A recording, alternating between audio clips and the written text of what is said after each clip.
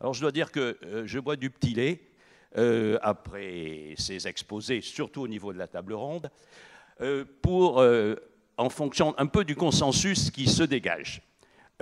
Alors, au niveau de notre société régionale, nous avons engagé actuellement une enquête. On n'est pas les seuls, il y a plusieurs sociétés régionales qui relèvent de la société française qui le font, sur la façon dont les médecins généralistes prescrivent l'exercice physique à leurs malades. Nous avons fait ça avec l'ARS, la DRJS, le Conseil de l'ordre, Conseil régional de l'ordre des médecins, et il ressort, tous les résultats ne sont pas encore traités, mais d'une façon générale, il ressort une tendance qu'on a retrouvée dans les enquêtes précédentes, c'est que, premièrement, le médecin généraliste ne sait pas prescrire l'activité physique. En règle générale, ce sont des bons conseils, bouger, remuer, des choses comme ça, qu'il ignore d'une façon complète toutes les structures qui peuvent l'aider dans cette démarche, que nous n'avons pas la plupart du temps les moyens d'évaluer les malades à qui on va prescrire de l'exercice physique, hein, et qu'il y a, si vous voulez, pratiquement une absence de possibilité de faire ça. Alors ma question, elle est simple. Martine Duclos a parlé de la faiblesse de la formation des médecins en médecine du sport, c'est connu, hein, ils ne savent pas grand-chose et ce n'est pas de leur faute, donc il faut les sensibiliser. Mais ce qui m'intéresse, moi, et je m'adresserai à ce moment-là plutôt aux partenaires économiques, on a la certitude que les médecins ont besoin de plateaux techniques pour pouvoir évaluer les malades et prescrire justement l'activité physique. Parce que ce n'est pas ça, il ne suffit pas de dire remuer et bouger. Il faut évaluer le malade et prescrire une activité physique en fonction d'une pathologie. Alors, où peut-on retrouver les ressources économiques qui nous permettront de monter effectivement ce genre de structure?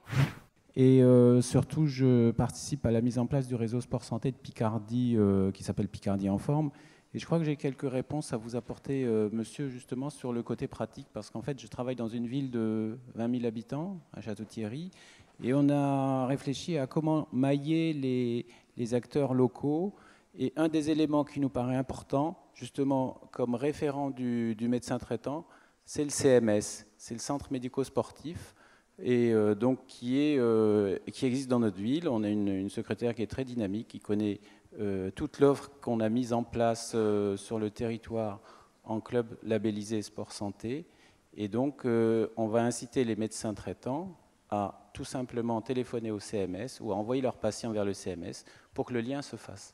Donc voilà, en attendant peut-être qu'un jour existe un numéro régional ou national, style 3615 Sport Santé, par exemple.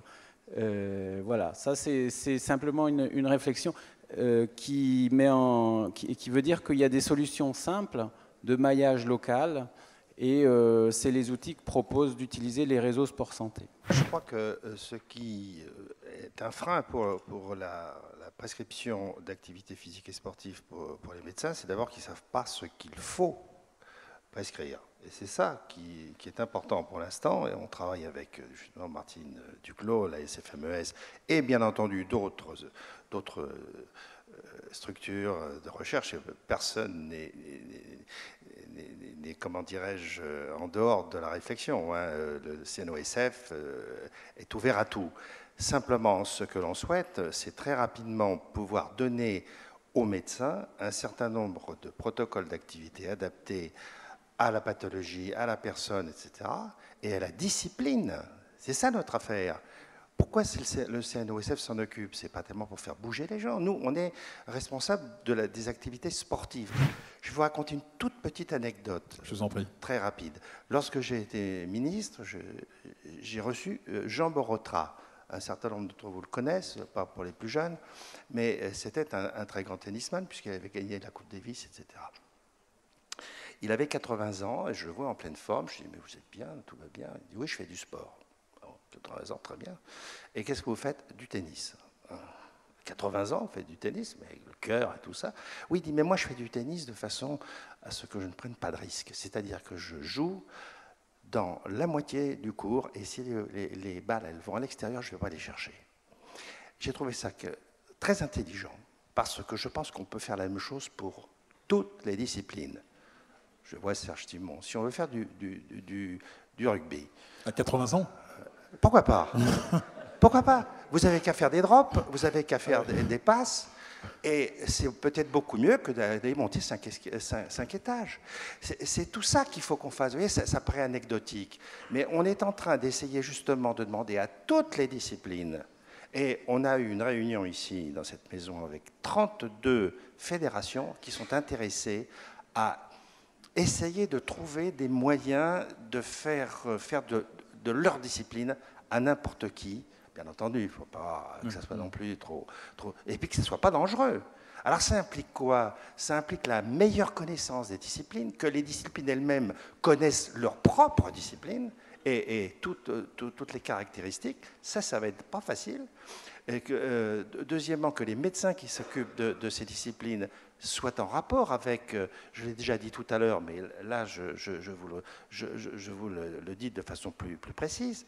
Et il faut qu'à la suite de ce dialogue, ils sortent, aidés bien entendu par notre système qu'on va mettre en place en ce moment, on sort de tous ces protocoles, et ces protocoles seront opposables, adaptés, et les médecins pourront les connaître et les prescrire.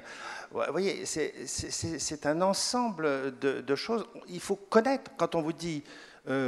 manger des lipides, des protéines, des glucides, etc. On vous dit combien, 30 grammes, 20 grammes, etc. Quand on vous dit faites du sport, faites de l'activité physique, bougez, on ne vous dit pas quoi faire. Alors comment voulez-vous que les médecins, en plus avec disons, le risque que vous allez prendre en leur prescrivant de l'activité physique, hein, certificat de non-contre-indication, qu'est-ce qui va m'arriver? Il faut justement mettre au point les protocoles, les certificats d'indication reconnus.